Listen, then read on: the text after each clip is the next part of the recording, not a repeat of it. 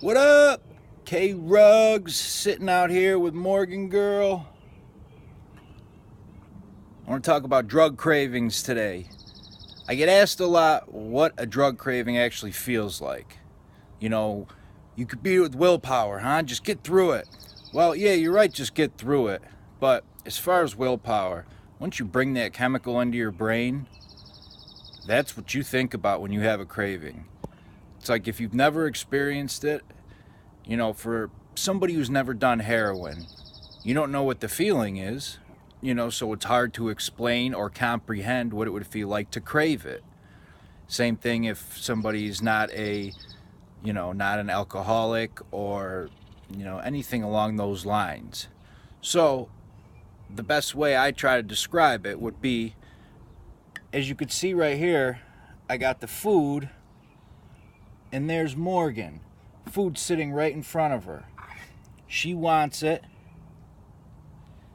That's what a drug craving is like when you're sitting there and all completely consuming, thinking about that craving. Nothing else in the world is around, nothing matters. That's all you think about. That drug, that craving, it takes over your brain, and you have physical effects of it too. I will start sweating. My brain will immediately remember the chemical, the taste, the smell, the high, everything. And a lot of those, I'm not a scientist. I don't know if it's, the complete biology of it, but just thinking about it, all these internal and external things will happen almost unconsciously. The sweating, the shaking, all those type of things, the sick stomach feeling. So a craving is really a unbelievably strong phenomenon, and you just got to get through it. A counselor I had told me, according to the scientists, a drug craving actually only lasts 15 seconds. Now, all the people in my group were like, what the hell are you talking about? They last 5, 10, 15 minutes. Well, she said, apparently the reason it actually lasts the 15 minutes, 5 minutes, however long, is because we keep it going in our head. So the best thing to do if you're having one is get the thought out of your head. Try whatever you could do. I will literally drop to the floor and start doing push-ups at work if I have a drug craving.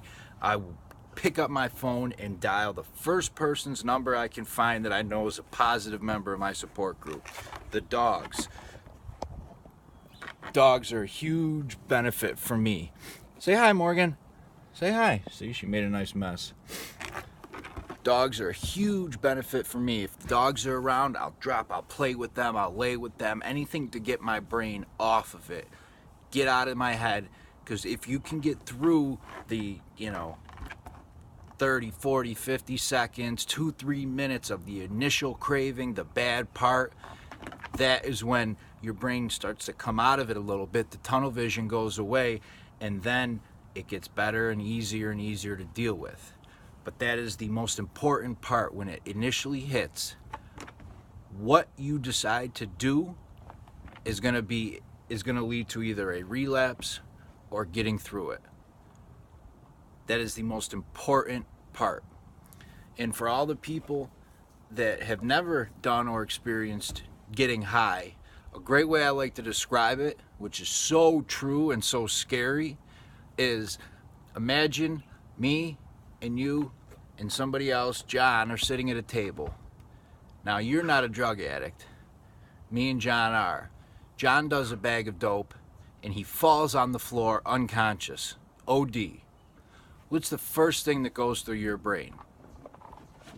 Most people, like my father, my mother, when I'm explaining this to them, they say, wow, holy shit, that's poison. I wouldn't touch that. My brain says, wow, that shit must be great. I need to get some. I'll just do a little bit less. Yeah, that's the reality of it. That's how an addict's brain thinks. So that's the scary part about it. Everybody, make sure you hit that like, that subscribe. Say hi, Morgan. She's going on her perch to lay down. Check out Soberdogs.com, all right? See ya.